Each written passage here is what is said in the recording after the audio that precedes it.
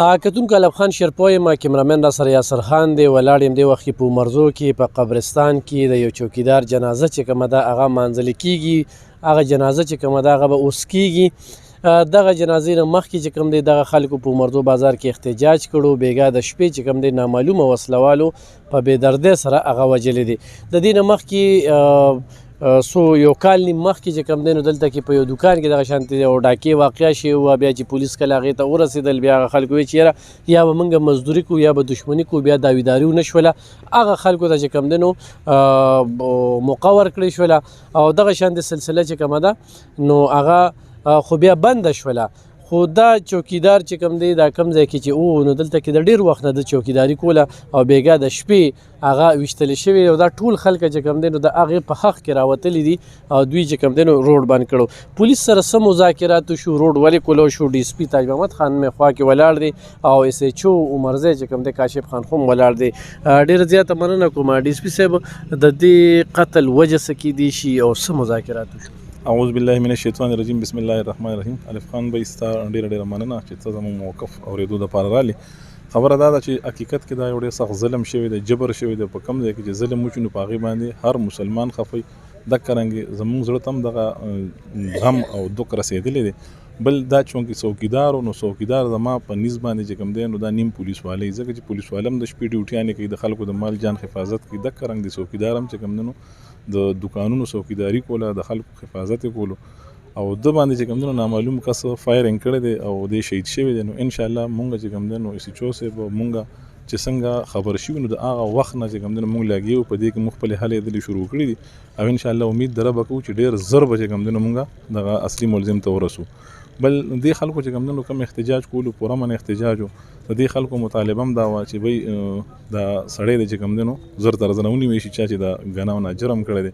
نو انشاءالله دوی مونږ ورته دا تسلي ورکوو چې دوی دعاګانې مونږ سره وي، دوی کوآپریشن مونږ سره وي. نو انشاءالله مونږ به چې کوم دی نو ډېر زر دغه اصلي ملزم ته ورورسو. جی ډي اس پي صاحب خو دا هم راته ووایي چې واقعه څه ټایم راغلی ده او دې د څومره وخت نه د چوکیدار و؟ دی خو چې کوم دی نو اوس ریسنټلی دی تر دغه پورې چې کوم دی نو دغه بازار کې څوکیدار نه و او اوس زموږ د اطلاعاتو مطابق څو ورځې کېږي چې دی څوکیدار نیولی و نو د ده تقریبا ورځې لږې کېدی چې د څوکیداري شروع کړې وه، دونه وخت نه کېږي.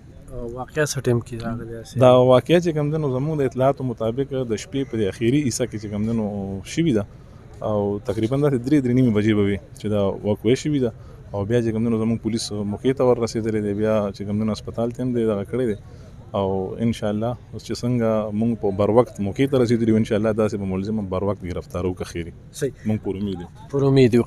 کاشف خان خو درته ووایه چې بازار چوکیدار نه وي که نه نو د ډېر وخت نه نو اوس اوس راغی او دغه ځای کې وي نور داسې دوکانونه هم وهلي شوي.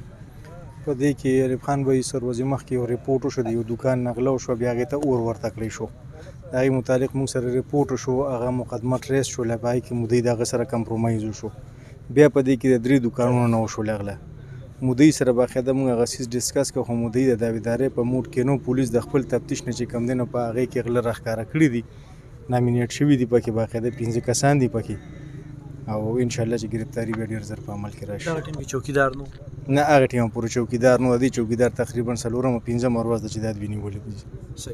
ډېره زیاته مننه کتونکو د ډي اس پي تاج محمد خان او د دې ځای د عوامو ترمنځ چې کوم دی دغه کامیاب مذاکرات وشو. خو زما به دلته کې دا خواست وي چې داسې قسمه واقعات راشي نو تاسو سره د عمرزو ټول عوام چې کوم دی کلک ولاړ دي. نن دوی خپل ډیوټۍ مزدورۍ پرېښي دي او دغه چوک ته راوتلي دي په دې باندې چې په ظلم باندې خاموشه شوي نه دي. سړک یې بند کړی دی په دې باندې چې دغه خاندان ته انصاف ملو شي. په داسې حالاتو کې چې کله بیا داویداري نه کېږي، په داسې حالاتو کې چې کله بیا مقدمه مخکې نه دغه کېږي نو سزا او جزا د عمل چې کوم دی دا به ورځ تر ورځه به دا ظلم زیاتېږي، ورځ تر ورځه به دا جبر زیاتېږي، ورځ تر ورځه به دا ډاکې زیاتېږي. یو سړي ته به عبرتناکه سزا څنګه میلاویږي چې موږ پخپله ودرېږو، موږ شهادتونه وکړو او موږ چې کوم دی داسې خلکو مخه ونیسو. بدقسمتۍ نه موږ په لږ لالچ کې چې کوم دی یا روغ وکړو، دا دومره خلک چې بیا راوتلي وي نو دا بیا مختورن شي او همدغه شانتې مخکې شوي دي. ځکه د هغې په تناظر کې دا خبره کوو او چې دغه دوکانونو نه غلا وشوله، د هغې نه پس چې کوم دی دې ته چوکیدار ونیولی شو. په کار دا چې په دغه موقع باندې دغه خلکو چا نه چې غلا شوي وه چې دوی کمپرومایز نه کوو. نو د دې ډېر واضحه ثبوتونه شته دي پولیس ډیر زر ده چې ورسی ځکه چې د دې یو مخکې یو ریکارډ پروت دی.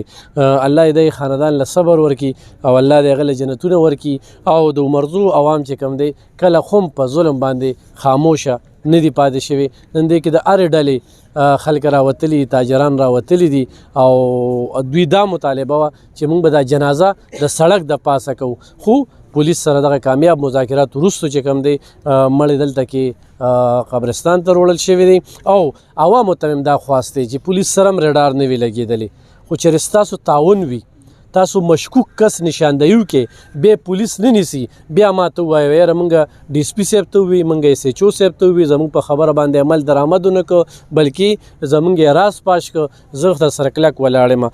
خو د ولس چې کوم دی دا د پولیس د ګاډي پایې دی او چې کله دا ولس ورسره تعاون روان وي نو انشاءالله د دې ځای نه به دا جرمونه ختم شي.